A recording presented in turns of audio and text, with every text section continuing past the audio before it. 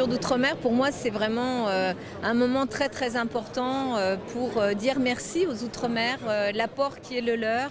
La France est riche de tous ses territoires et bien sûr des territoires ultramarins.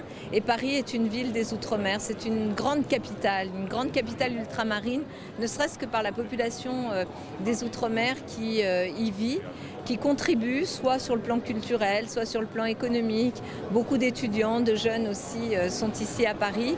Beaucoup sont des agents de la ville de Paris. 6000 agents domiens sont dans le service public municipal. Pour toutes ces raisons, je tiens vraiment toujours à passer par le salon des Outre-mer ici, au salon de l'agriculture. Mais on a aussi d'autres moments. On a inauguré il y a quelques semaines ici même le salon de la gastronomie des Outre-mer. Et puis je retrouverai à nouveau les Outre-mer lors de la foire de Paris, puisqu'elles tiennent également leur stand ici. Mais c'est très important de marquer ces liens d'amitié, qui sont des liens extrêmement féconds entre Paris, la capitale de la France, et les Outre-mer. Et je veux leur dire merci pour toute la richesse qu'elles nous apportent.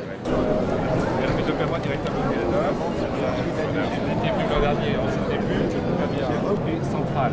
Donc ça nous permet vraiment de forger ensemble une politique filière par filière pour creuser les sujets, voir les priorités, des stratégies et aussi de la concertation sur tous les textes. On peut régler un problème comme ça avec beaucoup de souplesse et de réactivité, et ça c'est ce qui fait notre force. Donc l'éloignement n'est pas pour la production comme l'insularité, et donc c'est pour ça qu'on fait 45 cosadiers pour ça.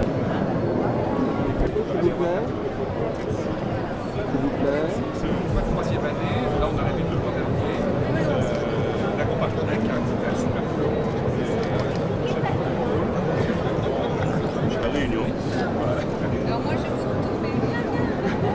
Allez, profitez. Patrice, à droite. Pardon. Oui. Vous avez... Moi j'adore l'ananas aussi. Ah mais le melon c'est très bon. Très bon. Donc je vous accueille sur l'espace de la Martinique. Ça va?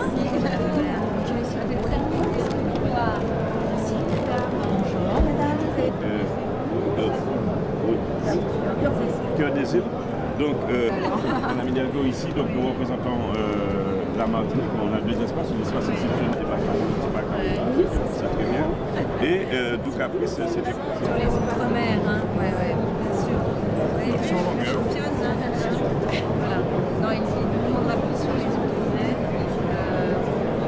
la préparation de nos champions. Ouais, je reviens très bien, avec plaisir. Voilà. Allez, on passe les dames. Merci mesdames.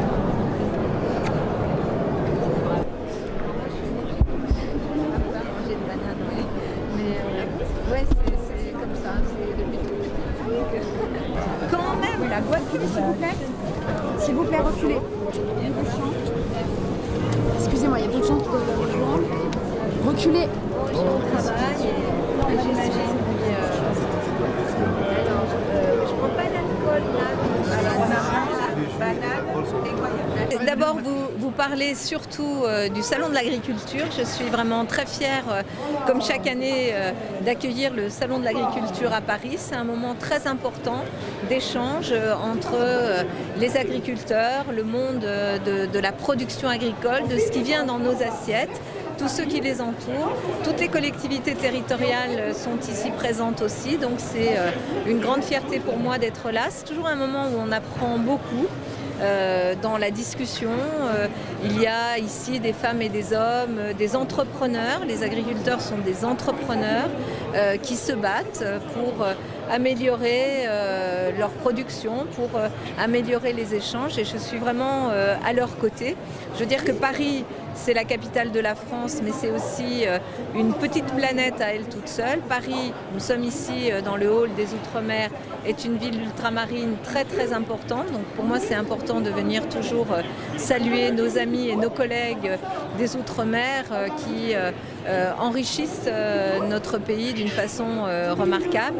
Et puis je suis heureuse d'être accompagnée bien sûr par mes adjointes, mon équipe, mais aussi par le président des maires ruraux de France, Vannick Berberian, qui est ici. et par le président de la Chambre des métiers de Paris.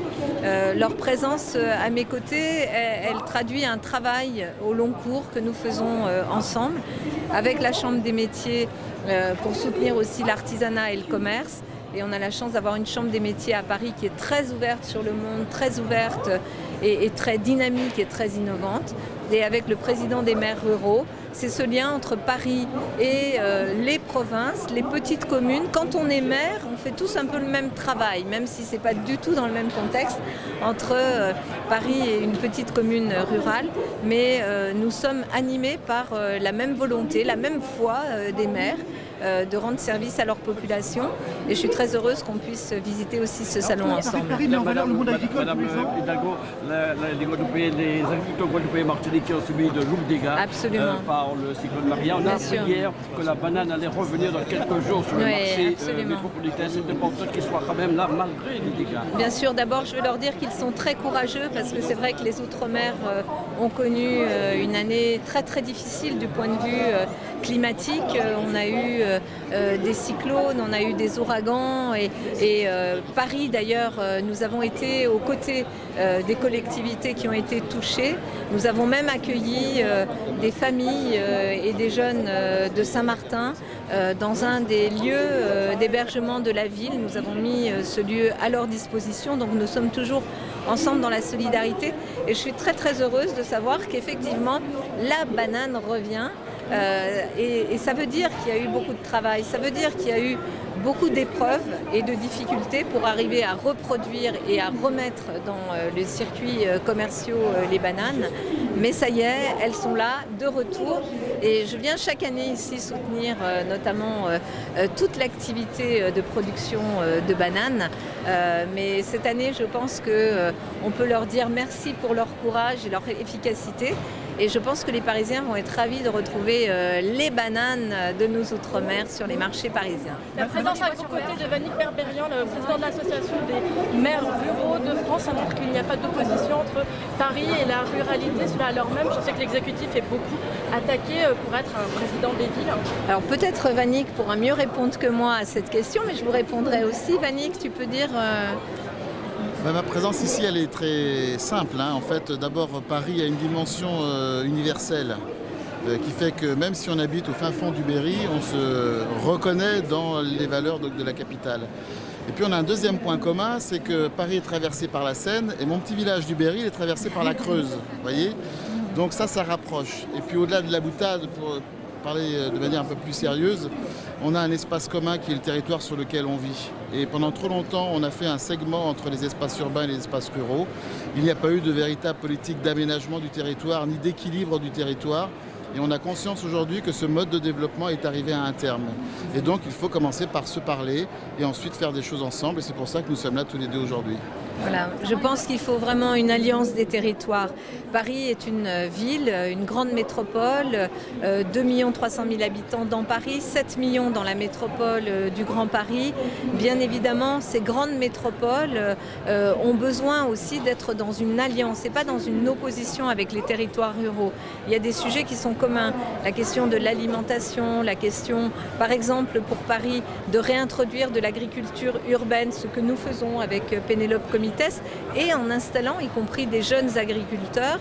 C'est important pour nous aussi d'avoir l'expérience de maires ruraux qui travaillent au quotidien justement avec aussi les agriculteurs. Mais Paris et la métropole du Grand Paris doivent vraiment installer ce qu'on appelle souvent une ceinture maraîchère. Il faut que si on veut réduire les circuits de transport de ce qui vient dans nos assiettes, que nous ayons des productions qui soient aussi plus locales. Ce n'est pas du gadget. Vous savez, quand une ville comme Paris ou d'autres grandes villes du monde, je pense à Détroit, je pense à beaucoup d'autres grandes villes, se sont lancées dans l'agriculture urbaine, on sait qu'on ne sera pas autosuffisant, bien évidemment, sur le plan alimentaire, mais on peut, par l'agriculture urbaine et l'installation d'agriculteurs à Paris, aller aussi vers quelque chose qui atténue cette séparation des territoires. Moi, je prône cette alliance des territoires et je suis très heureuse aussi dans le travail qu'on fait avec le président de l'association des maires des communes rurales de France. On apprend énormément Et je pense qu'on apprend aussi à pas être simplement dans des effets de mode. Ce serait très simple de dire, allez, l'agriculture urbaine, ça y est, c'est le dernier truc des bobos qui serait à la mode. Non, notre idée, c'est d'en faire quelque chose de sérieux. Et on doit s'appuyer aussi sur des gens sérieux, les agriculteurs, les jeunes agriculteurs, mais aussi l'expérience des maires des communes rurales. Du politique, est-ce que l'exécutif est dans l'opposition des semaines que le tribunal administratif a...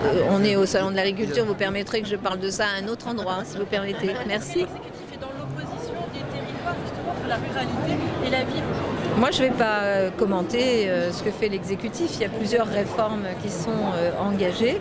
Ce qui est important, c'est sans doute de renouer avec cette idée de l'aménagement des territoires. Pas comme ça a été fait dans les 30 Glorieuses, parce que forcément, on n'est plus du tout dans les mêmes logiques. Mais on sait qu'en France, il y a une grande métropole mondiale, c'est Paris. Qu'il y a des grandes métropoles régionales et européennes autour desquelles s'organisent des pôles d'activité extrêmement importants et que les territoires ruraux ont une fonction essentielle. Nous ne sommes pas les grandes villes, une espèce d'île ou d'archipel de grandes villes qui seraient déconnectées de l'enracinement dans la nation et dans la République qui est la nôtre. Donc je pense qu'on est à un moment très intéressant, très important aussi de notre histoire collective où on peut justement jeter les bases de ces alliances de territoire et non pas de l'opposition. Et je pense que voilà, l'exécutif travaille dans ce sens et nous, notre rôle, c'est d'apporter aussi la perception des réalités qui sont celles que nous rencontrons. Mais moi, ce qui m'importe, c'est que les réalités, par exemple, d'une grande ville comme Paris, puissent aussi être échangées, discutées, mises en perspective avec celles des territoires ruraux. Et du coup, avec la présidente de la région...